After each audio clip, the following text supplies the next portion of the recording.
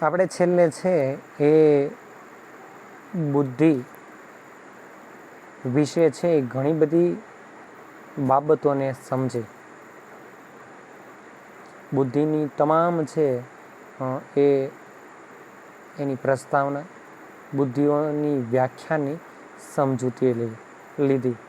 ત્યારબાદ છે એ એના સ્વરૂપ વિશે પણ માહિતી. મોસ્ટ ટાઈમ 3 માર્કનો પ્રશ્ન, બુદ્ધિનો અર્થ આપીને તેના સ્વરૂપ વિશે ચર્ચા કરો.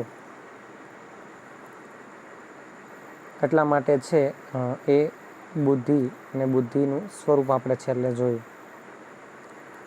આજે આપણે જોવાનું છે સામાન્ય સંભવિતતાનો આલેખ.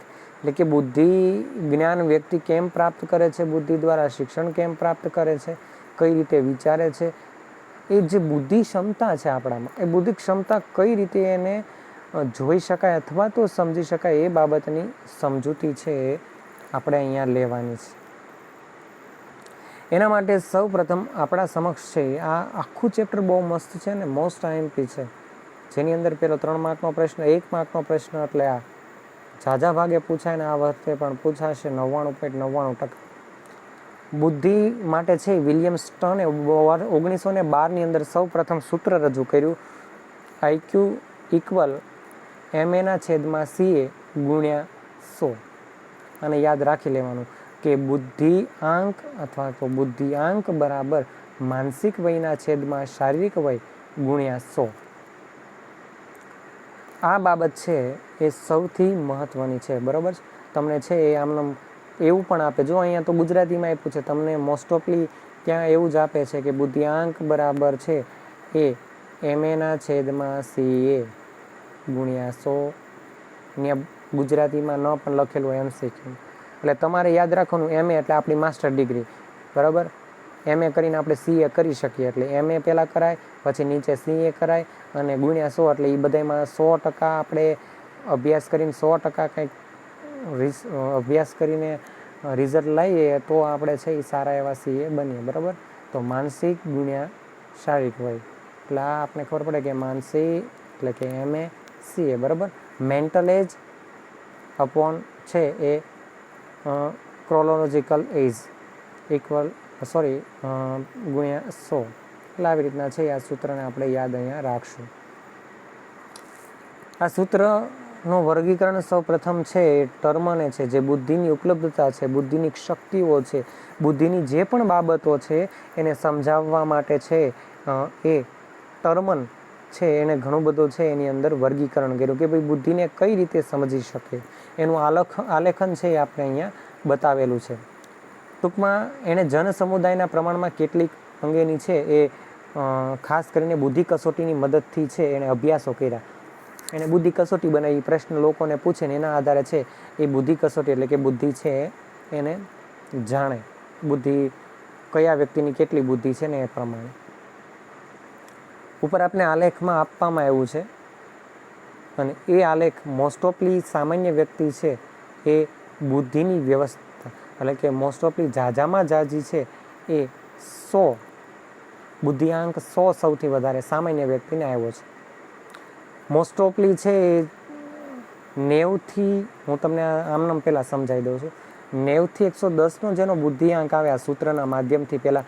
અને સૂત્રમાં જો તમને એમ કે શારીરિક વય કેમ માપવાની એની ચર્ચા આપણે છે એ કરશું, કારણ કે આ અમારે છે એ આવી રીતના છે PDFમાં લેક્ચર લેવો પડે છે, પણ આવનારો લેક્ચર છે એ બોર્ડ ઉપર લેશે એટલે એમાં થોડુંક ગાણિતિક રીતે સમજવું પડે એમ છે. અને બીજું રહ્યું માનસિક વય. આપણે એમ કંઈક સર આપણી માનસિક વય તો કેમ ગણવી, એ માનસિક વય કેમ ગણવાની એની પણ બાબતો છે એ આપણે જોઈશું. સ્વાભાવિક રીતે માનસિક વય છે એ પ્રશ્નો પૂછવામાં આવે અને પ્રશ્નોના માધ્યમથી છે એને માર્ક આપવામાં આવે અને એના આધારે માનસિક વય લેવામાં આવે છે. તો 90થી 110 સામાન્ય વ્યક્તિનો બુદ્ધિઆંક હોય આપણા બધાનો. જ્યારે છે 90થી ઓછો જેમ જેમ બુદ્ધિઆંક હશે એ વ્યક્તિ બૌદ્ધિક રીતે પછાત, માનસિક રીતે પછાત વ્યક્તિ, જેને આપણે ધીરે ધીરે મેન્ટલ પણ કહીએ છીએ, જેનો બુદ્ધિઆંક શરીર વધતું હોય પણ બુદ્ધિ એની વધતી ન હોય એવું ઘણી વખત બને. એ પોતે અમુક તો પોતાની પણ ક્રિયાઓ, પોતે ખાવું પીવું એ પણ ન કરી શકતા હોય તો એ માઇનસવાળો છે. જ્યારે આ બાજુ છે એ પ્રતિભાશાળી બાળક, એટલે કે જેનો બુદ્ધિઆંક 110થી ઉપર છે એ બધા જ પ્રતિભાશાળી, એટલે કે જેનો આઈક્યુ લેવલ ખૂબ હાઈએસ્ટ છે, જેની બૌદ્ધિક શક્તિ ખૂબ જબરદસ્ત છે, એ બધા છે. એની વિશે પ્રતિભાશાળી બાળક વિશે પણ આપણે ભણશું, માનસિક રીતે પછાત વ્યક્તિ બાળક વિશે પણ ભણશું. તો આવો ચાર્ટ છે એ સૌપ્રથમ છે એ ટર્મને આપણે ઘંટાકાર સ્વરૂપે છે એ આપ્યો છે. આ પણ 1 માર્કનો પ્રશ્ન છે. ટર્મને આપે તો બુદ્ધિ ઉપલબ્ધિનો છે એ આલેખ કેવા આકારનો છે, તો એ ઘંટાકાર આકારનો છે. તો એ રીતે આપણે માહિતી આપી છે. નીચે આપણે જે આ પર્સન્ટેજ આપ્યા છે એ પર્સન્ટેજ 2.2% લોકોનું છે. 50% લોકો છે એ સામાન્ય બુદ્ધિવાળા હોય, 16.4% એટલો બુદ્ધિઆંક હોય, 16% એટલો, 120થી 130 એટલો, આ બધાના પર્સન્ટેજ આપ્યા છે કે ભાઈ 90થી 80નો બુદ્ધિઆંક તો કે ભાઈ 16% વ્યક્તિનો એવો હોય છે. પછી તો કે 80થી 70નો તો કે 60% વ્યક્તિ એવા હોય છે. જેણે જેટલા વ્યક્તિ ઉપર રિસર્ચ કર્યા ને એના ઉપરથી એણે એવું આપણે કીધું છે. ટૂંકમાં આપણને છે એ મેં તમને જે સમજાવ્યું એ બધું જ વસ્તુ છે એ આપણને આ નીચેના જે આલેખનો કોષ્ટક છે એને છે એ સમજાવવા માટેનો પ્રયત્ન કરેલો છે, અને એ જ વસ્તુ છે એ મેં તમને સમજાવી દીધી છે. બીજી વસ્તુ કે આ તમામ વસ્તુઓ ઉપર જે આપણે એનું સ્વરૂપ લીધું એના બેઝ ઉપર છે કે ભાઈ અલગ અલગ બૌદ્ધિક શક્તિઓ સાથે છે અમૂર્ત રીતે, એટલે કે અનંત રીતે છે એ અમૂર્ત રીતે, એટલે કે ભાઈ વિચાર શક્તિ એ કોઈ સ્વરૂપ નથી પણ આમનામ છે, એ એક પ્રક્રિયા છે. તો એ અમૂર્ત છે, એ સમસ્યાનો ઉકેલ, આ બધી જ બાબતોને લઈને કસોટીઓ બનાવવામાં આવે અને એ કસોટીના માધ્યમથી માનસિક વય મેન્ટલ એજ છે એ જોવામાં આવે. એ મેન્ટલ એજ સાથે શારીરિક એજ છે એને ગુણ્યા 100 કરવાથી જે પર્સન્ટેજ મળે એ આપણો આઈક્યુ લેવલ, આપણો બુદ્ધિઆંક હોય છે. ઘણી બધી મોબાઈલમાં આજે છે એ આઈક્યુ ગેમ હોય છે, તમે છે એ શાયદ કોઈ રમેલી પણ હશે. ઘણી બધી છે એ આપણને આજે એન્ડ્રોઈડમાં મળે છે. તો એની અંદર પ્રશ્ન અને ગેમ તમને રમાડે અને એનો તમે જેમ જવાબ આપો પછી એ તમારો આઈક્યુ લેવલ બતાવે. તો એ આ બેઝ ઉપર છે એ બધી ગેમના ફોર્મ્યુલા મૂકવામાં આવ્યા છે કે પ્રશ્નના આધારે તમારું આઈક્યુ લેવલ છે એ મૂકવામાં આવે છે. ઘણી ગેમની અંદર પહેલાં તમારી એજ પૂછશે અને પછી ગેમ શરૂ થશે અને પછી તમે એના પ્રશ્નના જવાબ આપશો, એના માર્ક પ્રમાણે તમારી માનસિક વય એટલે કે મેન્ટલ એજ ગણશે અને એના માધ્યમથી છે એ બુદ્ધિઆંક છે એ જોવામાં આવે છે. તો એ બાબત થઈ એ. હવે આપણે એના અભિગમો જાણવાના છે કે ભાઈ અભિગમો એટલે શું, તો કે ભાઈ અલગ અલગ મનોવૈજ્ઞાનિકોએ માનસિક વય એટલે કે બુદ્ધિને જાણવા માટે, બુદ્ધિને સમજવા માટે અલગ અલગ આધુનિક અભિગમો મૂક્યા. એટલે કે એવા અમુક બાબતોને એણે મૂકી કે જેના હિસાબે છે એ આંતરવર્તી ઘટકો મૂક્યા. એટલે કે વ્યક્તિની જે બૌદ્ધિક ક્ષમતા છે, વ્યક્તિની બૌદ્ધિક તાકાત છે, એ માનસિક શક્તિ ક્યાં છે, એનો વિકાસ કેમ થાય છે એ છે. એ સિવાય ઘણા બધા મનોવૈજ્ઞાનિકોએ આવા અભ્યાસ શરૂ કર્યા. બુદ્ધિને સંપૂર્ણ રીતે સમજવા માટે છે એને અવનવા અભિગમ, જેમ જેમ નવા રિસર્ચ થતા ગયા, જેમ જેમ નવા અભ્યાસો થતા ગયા, એવી રીતના છે એ બુદ્ધિના આધુનિક અભિગમો છે એ આપતા ગયા. અને એ અભિગમો આપણે શીખવાના છે અહીંયા. આપણા માટે છે એ 100% ગેરંટી સાથે,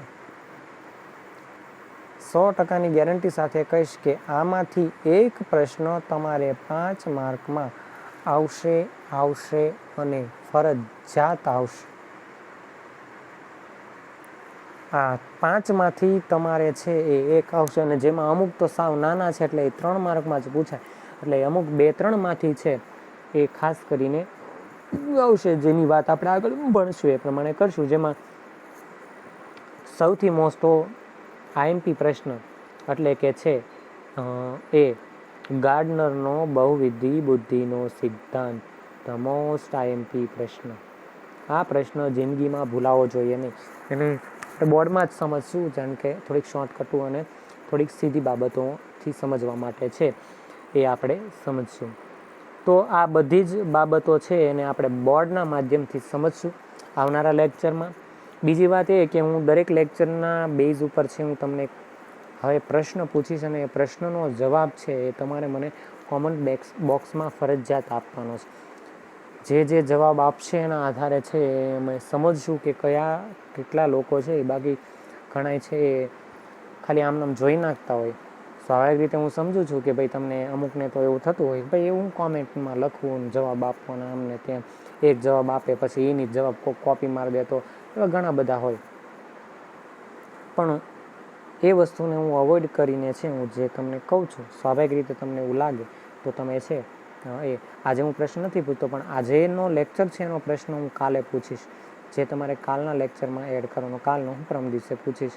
એ રીતે છે એ આપણું એક છે એ સર્કલ રહેશે.